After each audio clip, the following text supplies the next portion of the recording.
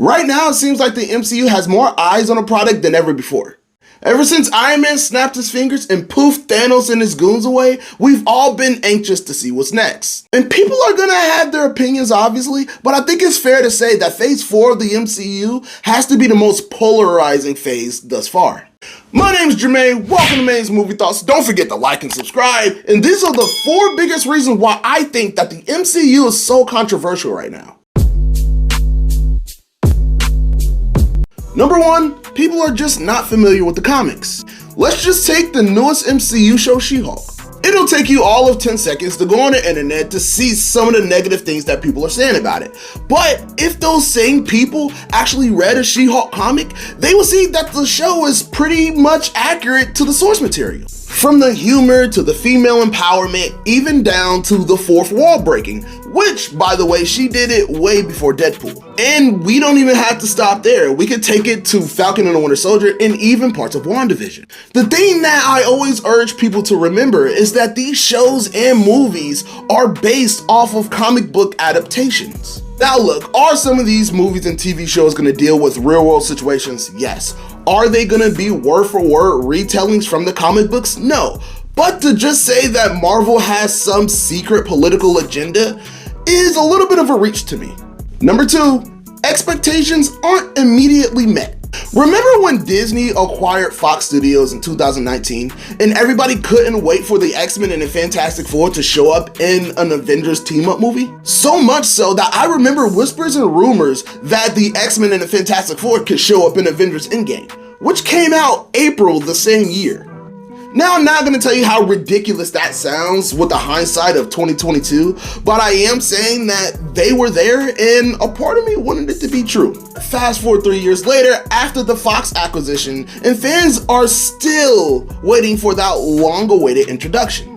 I mean, look, yes, we have gotten teases from the likes of John Krasinski playing Mr. Fantastic and Patrick Stewart playing Professor X, but we still are waiting for them to properly introduce them. I mean, Ms. Marvel was a good start making her the first mutant, but Disney knows what we want.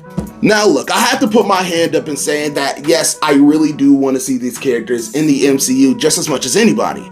But with the introduction of more lesser known names such as Shang-Chi, Moon Knight, and now She-Hulk, I understand what Marvel is doing, taking it a long way to introduce them.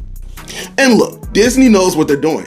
They still need to get the stink off the last trilogy of the X-Men before we properly introduce them into the MCU. On the other side, people are getting very impatient. Number 3, change is difficult.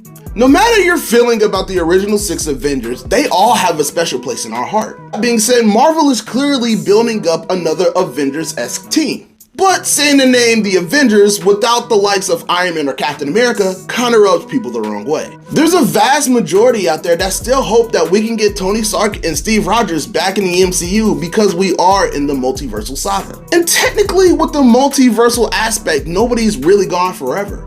But with Sam Wilson picking up the shield and taking the mantle of Captain America and the introduction of Riri Williams as Ironheart, I just don't see that happening. The only original Avengers we have left is Hawkeye, who's retired, Hulk permanently as Smart Hulk that a lot of people just don't like, and Thor kind of off-world doing his own thing. People are anxious about these new characters coming and filling in these massive shoes. Last but not least, the reason why the MCU Phase 4 is so controversial is because the internet thrives off of negativity. It doesn't matter how positive I or anybody else is, but the internet operates off of negative reviews, comments, and opinions.